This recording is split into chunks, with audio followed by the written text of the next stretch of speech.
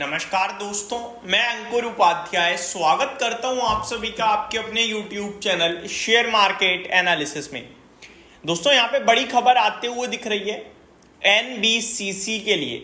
NBCC के stock ने recently announce करा था कि वो 31 अगस्त को बोर्ड मीटिंग करने जा रहे हैं बोनस को लेकर, और अपडेट आ गई है। पूरी खबर क्या है मैं आप सभी के साथ शेयर करूंगा। कंपनी ने अनाउंस कर दिया है बोनस, तो सारे के सारे शेयर होल्डर्स के लिए बहुत बड़ी बिग ब्रेकिंग आती हुई दिख रही है। आपकी कंपनी ने बोनस अनाउंस कर दिया है। वन मोर थिंग, किस किस को मिलेगा ये बोनस और बोनस शेयर से क्या फायदा होता है, क्या आपको अब शेयर खरीदना चाहिए, इन सब के बारे में इस वीडियो में बात करने वाला हूं। तो शुरू करते हैं बिना किसी देरी के। सबसे पहले एनबीसीसी के स्टॉक की बात करें तो नो डाउट एक दमदार प्रदर्शन चल रहा है इस कंपनी की तरफ से। वन साइडेड भाग रही है कंपनी, बड़े बड़े ऑर्डर्स मिल रहे हैं कंपनी को। बोनस के खबर के चलते स्टॉक ने आपको 210 रुपए तक का हाई दिखाया था, बट उसके बाद करेक्शन भी हुई है, 186 के करीब आ गया है। टेक्निकल टर्म्स पे बहुत ही अच्छा चार्ट पैटर्न है, 175 के समथिंग का एक स्टॉप लॉस निकल के आता है। एंड अगर आप डी पे एसएल की बात करेंगे तो 163 का निकल के आएगा इस स्टॉक में। 78 के पी पे खड़ा है स्टॉक। बस यही थोड़ा सा मेरे को नेगेटिव लगता है कि वैल्यूएशन टर्म में महंगा हो गया। बाकी ऑर्डर्स बुक देखेंगे तो करीब 85 से 90 हजार करोड़ की ऑर्डर बुक है इस कंपनी की। सेल कितनी है उन सब के बारे में भी बात करूंगा। पहले आप सभी के साथ शेयर करता हूं जो कंपनी ने अनाउंस करा है उसके बारे में। तो एनबीसीसी ने दोस्तों अनाउंस करा है, The board of director has recommended the issuance of bonus shares to the shareholder of the company in the ratio of 1:2. That means हर दो स्टॉक्स के सामने एक शेयर एज अ बोनस आपको मिलेगा। मैं रिपीट कर देता हूं और यहां पे कंफ्यूजन भी पैदा होगा। हर दो शेयर्स के सामने एक शेयर एज अ बोनस आपको मिलेगा।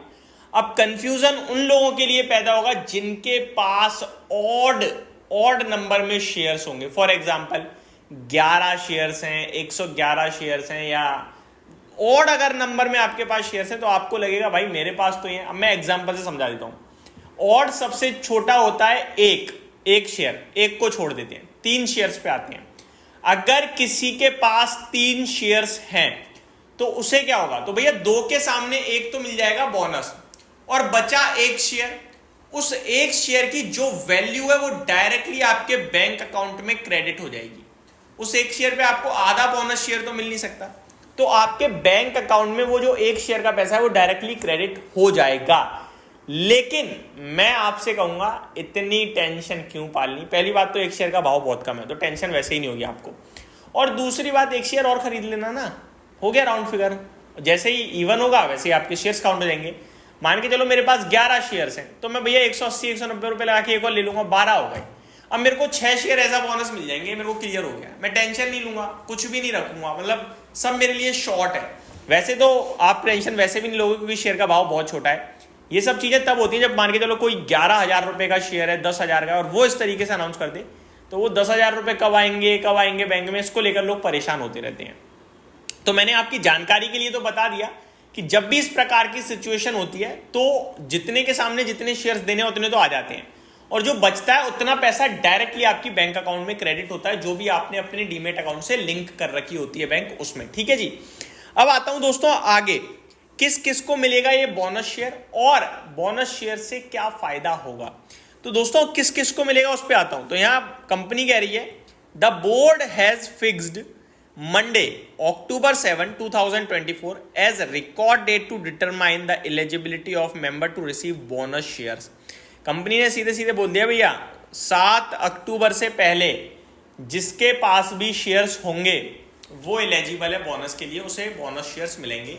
और आफ्टर 7 अक्टूबर अगर आप शेयर लेते हो तो आपको शेयर का भाव सस्ता मिल जाएगा, बोनस नहीं मिलेगा। ठीक है जी।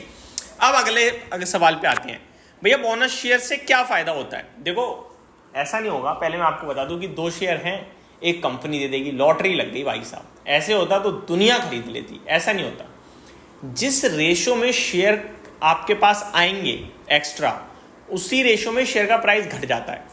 अब एग्जांपल समझाता हूं। मान के चलो अभी 186 रुपीज का भाव है, तो 2 शेयर्स का भाव आपकी पोर्टफोलियो में क्या दिखेगा, तो 186 इंटू 2, यानी कि 186 इंटू 2, जी हाँ, 372 रुपए आपने इन्वेस्ट करे। अब 7 अक्टूबर को क्या होगा, ये रुपए थोड़ी बढ़ गए, 372 ही क्या होगा, डिवाइडेड बाय 3 कर दूंगा मैं, तो ये 124 रुपए के करीब का शेयर रह जाएगा। शेयर का भाव हो जाएगा करीब 184, लेकिन 124 के करीब, और आपके पास नंबर ऑफ शेयर 2 की जगह 3 हो जाएंगे। समझ गए, क्लियर हो गया। बोनस, स्प्लिट, ये सारी चीजों से नंबर ऑफ शेयर्स बढ़ते हैं, बट फाइनेंशियल टर्म पे कोई बदलाव नहीं होता है।